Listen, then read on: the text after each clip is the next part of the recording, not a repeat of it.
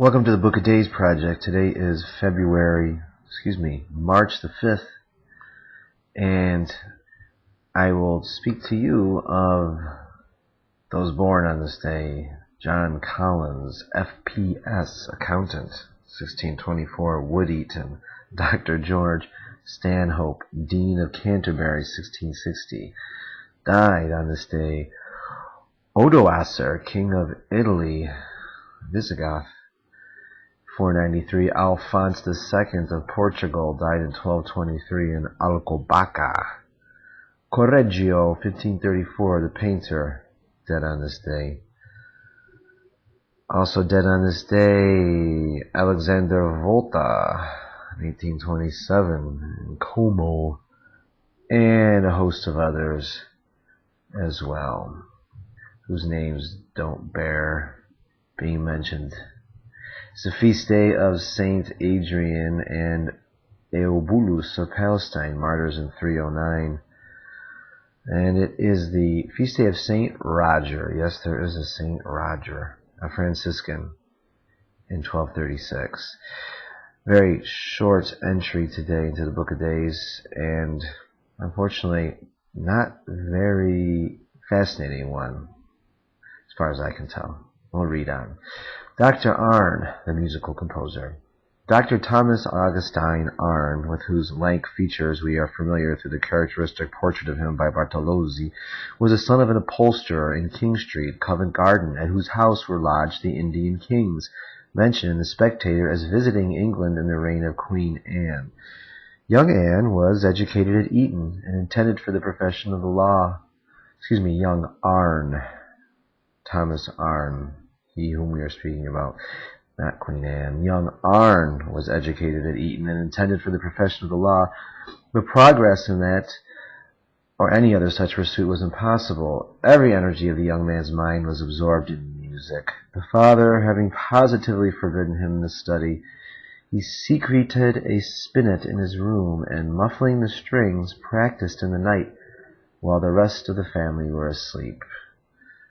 Sounds like Bruce Springsteen. It is also related that the youth would steal in the disguise of a livery into the servants' gallery of the opera house. Nevertheless, he served a 3 years' clerkship to the law. In the meantime, he took lessons on the violin of Festing, under whom he made rapid progress, of which his father had no suspicion, till going to a concert one evening.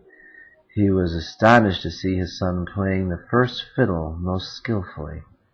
The elder Arne now gave up resistance and consented to his son teaching his sister, Mrs. Cibber, to sing, and for her he set Addison's opera of Rosamond. In 1738, the young musician established his reputation by his Comus, which he composed in the back parlor of a house in Craven Buildings, Wick Street. The melody of Arne at this time and of his Vauxhall Garden songs afterwards forms an era in English music and was long the standard of perfection at our theaters and public gardens. Okay. But the work which he has most contributed to his fame is his Artaxerxes, translated from Metastasio's Artaxerxes, which with the talents of Petrucci Peretti and Arne's pupil, Miss Brandt, had very great success. He sold the copyright for 60 guineas, then considered a large sum for such a property.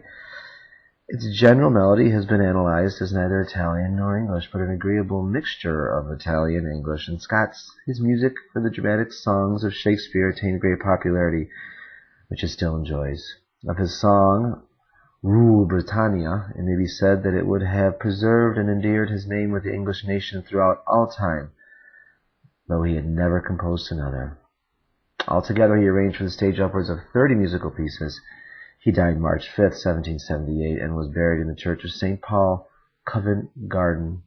He was a singular instance of that predestinate taste which is to be accounted for only by peculiar organization, the existence of which, among other less splendid instances, has been since confirmed by Krach, Himmel, and Mozart.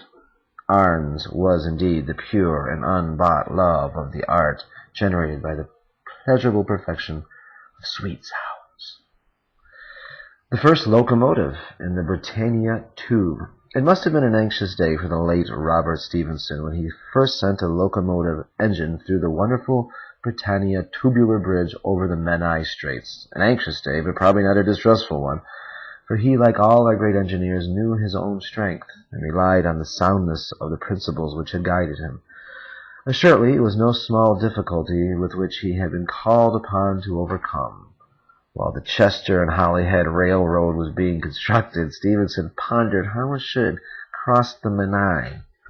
Telford's beautiful suspension bridge being deemed too slight for the purpose, he planned a tube or hollow girder through which a train might pass as through a tunnel. To make such a tunnel of sheet iron stiff enough to resist any tendency to bending was a formidable task indeed. The Menai Strait, at the point selected for the crossing, is about 1,100 feet wide at high water.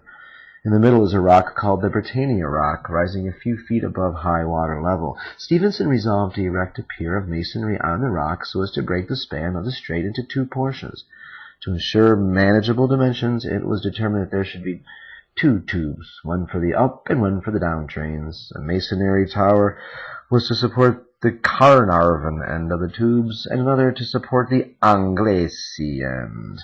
There would thus therefore be 4 separate tubes, forming 2 when joined end to end. Mighty were the engineering agencies brought to bear upon the work, and long was the period during which the operations continued. Should the tube be that of cast iron or wrought? Should the cross-section be square, circular, or oval? Before these questions could be properly answered, the skill of Stephenson, Fairbairn, Hodgkinson, and other eminent engineers was taxed to the utmost. The company spent a large sum of money in preliminary experiments. Years rolled on, and it was not until 1850 that the trains could cross the bridge that was commenced in 1845. There was the Britannia Tower to build, a large mass of masonry higher than the monument near London Bridge, containing 20,000 tons of stone. There was the Carnarvon and the Anglesey towers to construct on nearly as massive a scale. There was a vast abutments further inland for which Mr. Thomas, whose carvings in stone at the new House of Parliament display so much skill, was employed to sculpture 4 lions, crouching 25 feet long, majestic in their colossal repairs. But the tubes were the most important achievement. Each tube is a hollow trunk varying from 25 to 30 feet in height and about 15 feet wide. Probably the greatest lift, in a mechanical sense, ever effected was the lifting of these tubes, each of which weighed nearly 2,000 tons and had to be raised a clear height of 100 feet. Each tube was removed from its platform to 8 floating pontoons and was towed upon them to its place between the towers.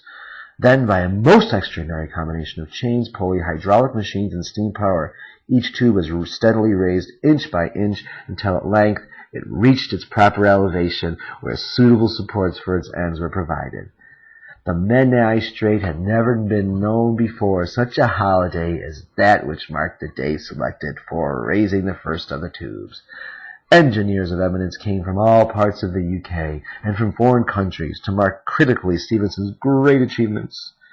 Can you imagine what it must have been like to have been there? The 5th of March, 1815, was a day selected for practically solving the problems that came about eventually with the tubes, and the solution bore out in every way the calculations of the engineer. 3 locomotives of the heaviest character known to the narrow gauge were chained end to end. They were decked with the flags of all nations. Robert Stephenson acted as driver of the leading locomotive, and other men of science stood or sat wherever it was most convenient. This weight of 90 tons was driven to the center of one of the tubes, where it was allowed to remain stationary with its full dead weight for a few minutes, and then the same took place on the return trip. Then a cold train of 300 tons was driven through, and then another train of 200 tons was allowed to rest with all of its weight for 2 hours in the center of the tube. The plates and rivets bore the test triumphantly, and thus was completed a modern wonder of the world. The bridge over the Menai Straits, the tube bridge, the first locomotive passing through the Britannia tube. The Book of Days will be with you tomorrow on the 6th. Arrivederci.